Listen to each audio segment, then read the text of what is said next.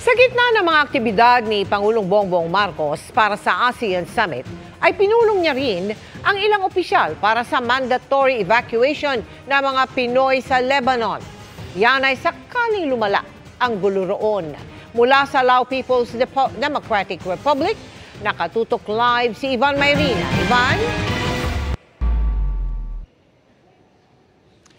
Yes, Mel, sa formal na pagbubukas ng ASEAN Summit ngayong araw, agad iginiit ni Pangulong Bongbong Marcos ang kahalagahan ng pagsunod sa international law sa issue ng sigalot sa South China Sea, kung saan hindi lamang ang Pilipinas ang apektado, kundi maging ang ibang mga bansang miyembro rin ng ASEAN.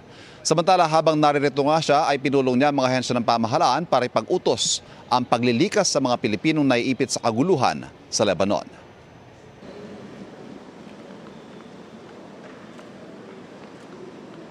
Sa gitna ng kanyang partisipasyon sa ASEAN Summits dito sa Laos, isiningit ng Pangulo ang pulong na ito sa mga opisyal ng DFA at Defense Department.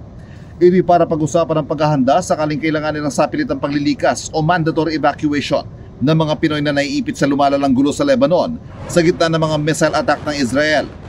Alert Level 3 pa sa ngayon ang umiiral sa Lebanon, pero kung lumala ang sitwasyon, maaaring itaas yan sa Alert Level 4 kung kailan magpapatupad na ng mandatory evacuation. We are now going to evacuate our people by whatever means, by air or by sea. And let's make all the preparations so that malapit na lahat ng asset natin, that the embassy gives us the all clear and they say that our people can go, mailabas na kagad natin so that hindi sila nag-aantay na matagal in the danger areas. Sumalang din ang Pangulo sa bilateral meeting nila ni Vietnam Prime Minister Pham Minh Chinh na sumentro sa pagpapaigting na ugnayan ng Pilipinas at Vietnam sa agrikultura at kalakalan. Ang Vietnam ay isa sa mga pangunahing pinagkukunan na inaangkat na bigas ng Pilipinas. Pero may isa pang lumilinaw ng pagkakahalin tulad ng dalawang bansa. Parehong may bahagi ng South China Sea na pasok sa kanilang exclusive economic zone na inaangkin ng China at humantong na sa pangaharas ito. May umiiral na kasunduan sa incident prevention sa pagitan ng Pilipinas at Vietnam, isang mekanismo para iwasan ang paglala ng tensyon sa mga claimant countries. Pero sasapat kaya ang paisa-isang kasunduan sa mga kapitbahay ng Pilipinas sa ASEAN? Bago upo pa lang sa pwesto, binigyan din na ni Pangulong Bongbong Marcos ang kahalagahan ng iisang tinig ng ASEAN sa mga mahalagang issue sa rehiyon, lalo na sa sigalot sa South China Sea na inaangkin ng buo ng China at nagiging mas agresibo pa. Sagasadya ng claim ng Pilipinas, Vietnam, Brunei at Indonesia na pawang mga ASEAN member states. Dekada na isinusulong ang pagbuo ng isang code of conduct pero hanggang ngayon hindi mabuo. Ang pagsulong ng konsensus o pagkakasundo, siya pa ring tema ng Prime Minister ng Lao PDR sa kanyang talumpati sa harap ng mga kapwa-lider kanina. Sa gitna ng nagbabago at umiigting na sitwasyon, nananatili ang posisyon ng Pilipinas at patuloy na isusulong ang pagsunod sa international law, bagay na ginawa na raw ng Pangulo ngayong araw sa kanyang intervention. I didn't specify the details, but that's the general principle of the adherence to the rule of law and the UNCLOS. And just as a general thing, we will have a chance to get into more detail maybe in the next couple of days.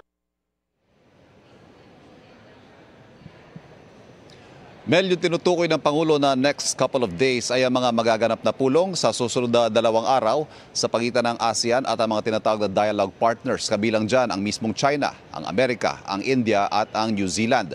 Samantala, Mel, kakatapos lamang magtalumpati ng Pangulo sa ASEAN Business and Investment Summit kung saan hinikayat niya ang mga mamumuhunan na mag-invest sa larangan ng green metal, battery manufacturing, data centers at agribusiness. Mel. Ivan, thank you. Pero balikan nga natin yung utos ng Pangulo na maghanda para sa posibleng mandatory evacuation sa Lebanon. Ano yung magiging trigger ng gobyerno para itaas na nga yan sa Alert Level 4? Ano ang sitwasyon doon na hinihintay ng ating gobyerno? Ivan. Mel, ang definition ng alert level, yung mga conditions para itaas ang alert level 4 ay yung tinatawag na large-scale internal conflict o yung malawakan na kaguluhan sa loob mismo ng bansa o di kaya may external attack o yung pag-atake mula sa labas ng nasabing bansa. At yun Mel, ay ang judgment niyan, ang desisyon na yan ay manggagaling mula sa mga tao on the ground, meaning ang embassy at gayon din ang DFA. Sila magdedesisyon kung napapanahon na itaas ang alert level 4 at magpatupad na ng sapilitang paglilikas, Mel. Pero sinabi ng Pangulo na handa naman ang lahat para doon sa gusto niyang mandatory evacuation. Ivan. Yes, Mel, yan mismo ang dahilan kung bakit kahit narito siya ay nagpatawag siya ng parang lumabas nga emergency meeting na kasama ang Department of National Defense, ang Department of Foreign Affairs at ang Department of Migrant Workers dahil gusto niya nga masiguro na handa kung sakaling ang kailangan na mabilis ang ilikas ang ating mga kababayang naiipit doon. Ang sinabi niya, by any means necessary. So lahat ng resources ng gobyerno ay gusto niyang kung kailangan i-deploy para makuha ang ating mga kababayang naiipit dyan sa gulo sa Lebanon. Maraming salamat sa iyo, Ivan Mayrina.